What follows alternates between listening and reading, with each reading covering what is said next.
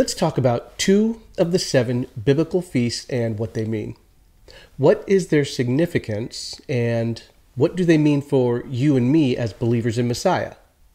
But first we need to understand where they came from, what they are, and who they're for.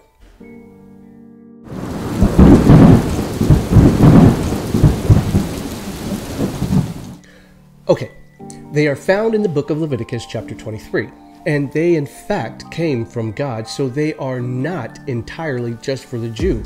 In fact, they're for anyone who joins themselves to the olive tree and aligns with the body of Messiah.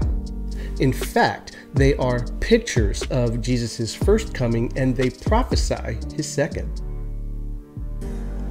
And make no mistake about it, all translations agree that these are the Lord's appointed festivals, the Lord's appointed times or designated times, or the designated times of the Lord. So, let's get started. You know how everything in the Old Testament points to Jesus, right? First, it was the blood of the Passover lamb that delivered the Hebrews out of slavery in Egypt. Well, did you know that in the Bible, Egypt represents darkness? So when you come to faith in Jesus, it is his blood, the blood of Messiah, that delivers you out of your slavery in Egypt, otherwise known as sin and darkness. But it gets better, because it was 50 days later, after leaving Egypt, that the children of Israel arrived at Mount Sinai and they received the Torah, God's law, his instruction. And get this, it was 1,300 years later, precisely 50 days after a specific event, that this happened. Well, there was an upper room, and something happened. Remember how something fell upon that room and how everyone heard these uneducated men speaking about the good things of God in their own language? You know it by its Greek name, Pentecost, where the Holy Spirit fell on those in the room just 50 days after Jesus ascended. And just so we're abundantly clear, speaking in tongues is not speaking some gibberish that no one understands, because the Bible is clear. Just read Acts chapter 2, 1 through 13 for yourself. So let me paint the picture for you.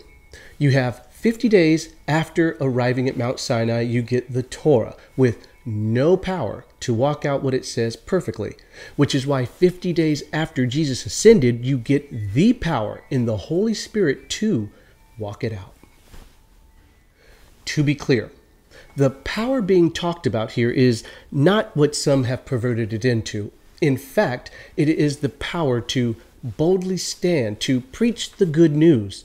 Or at least that's how I'm reading Acts 1:8, which says this: "But you will receive power when the Holy Spirit comes upon you, and you will be my witnesses, telling people about me everywhere, in Jerusalem, throughout Judea, in Samaria, and to the ends of the earth."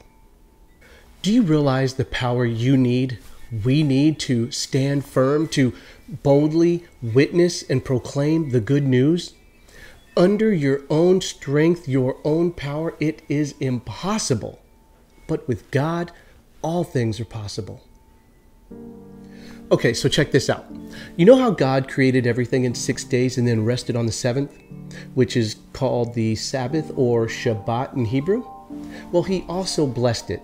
And did you know that the Sabbath is a picture of Messiah? After all, he did say, "Come to me, all who worry, and I will give you rest." But what rest was he talking about? Check out this verse in Revelation 20, verse 6. "Blessed and holy is anyone who has a part in the first resurrection. Over him the second death has no power.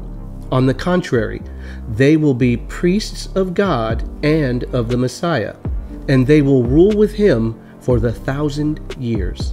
So what's this have to do with the Sabbath? Well, many believe in a 6,000-year cycle in accordance with the 6 days of creation. Now, to get there, you also have to agree with Psalm 94 and 2 Peter 3:8, which says, "A day is like 1,000 years to the Lord, and 1,000 years is like a day." So what am I saying? First, no one knows the day or the hour. That's in Matthew 24. And I'm not trying to speculate or predict. I'm only saying this, that if you align a 6,000-year cycle to the 6 days of creation and add in the Jewish calendar, you'll see that we arrive at a year 5783, which is pretty close to 6,000. Let me know what you think in the comments below. Now, if this has blessed you, please take a moment to like, comment, subscribe, and share, and then go over to Amazon and get my book, The Periodic Table of Character Traits, the design elements to living your best life now. And while you're there, check out my newest work in ebook, Genesis Explained, a beginner's commentary to the book of Genesis, chapters 1 through 8. It is currently #1 in new release. Now may the Lord bless you and keep you. May the Lord cause his face to shine upon you and be gracious to you. May the Lord lift up his countenance toward you and give you peace.